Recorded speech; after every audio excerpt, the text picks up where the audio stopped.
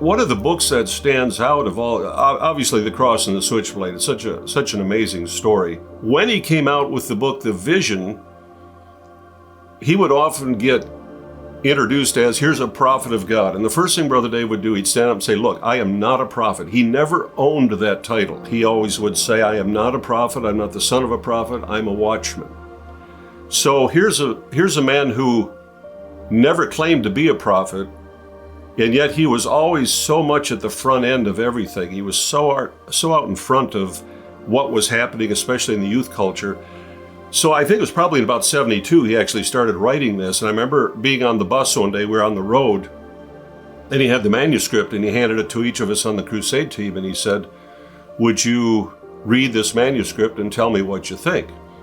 And within, I don't remember, a couple days, 3 days later or so, we all kind of came back and sort of met about it. And a couple of the guys were very concerned that this was going to be very controversial, that I think they were worried that this would affect the success of the Crusades. And I'm not trying to sound like they were wrong, I was right, but I just remember very clearly saying, because I had just been in where I'd been studying Scripture, like that morning, it was that Scripture about don't confer with flesh and blood. And I just told Brother Dave, you're the only one that knows if this is what you feel the Lord has spoken to your heart and your mind. Don't confer with flesh and blood. You don't need our approval. You don't need anybody's approval. You don't need the approval of a publisher or a ministerial group. You've always been right on with the things God has told you to do. Brother Dave was very specific. I remember him talking about fuel shortages. If you go back to 73, early 73, if you find a Business Week, a Time magazine, any of the major periodicals, you won't find even a rumor of gas shortages, rationing, gas lines. It wasn't there. He talked about pornography on television. Didn't exist. He talked about like same-sex marriage, the whole, all the things that we're living with now that were way off the radar back then. To be that precise and to be that correct really gets your attention. And I think that book, and again, that aspect of his ministry, who he was, that he was so, I was going to say fearless. He was fearless in that if he felt God had told him and showed him this, he was going to go with it.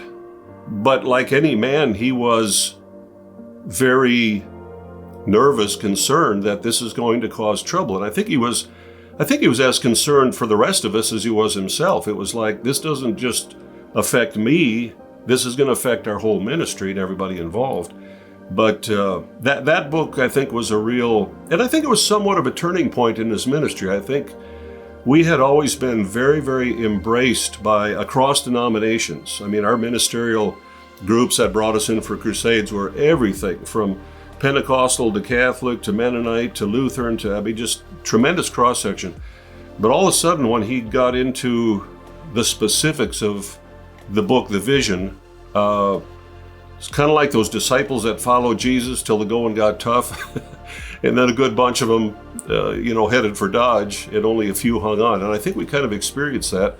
And I think it was one of the components that began to diminish the success of the crusade ministry. Now, along with that, I think just culturally, the crusade ministry as a template, as a style of ministry, had kind of run its course outside of Billy Graham and maybe one or two others that had more international style ministries. That wasn't as much a viable pattern in our culture as it had been. But I think the Vision contributed to some of the attention being turned away from Brother Dave. There were suddenly people that didn't want to touch him with a 10-foot pole, as they say.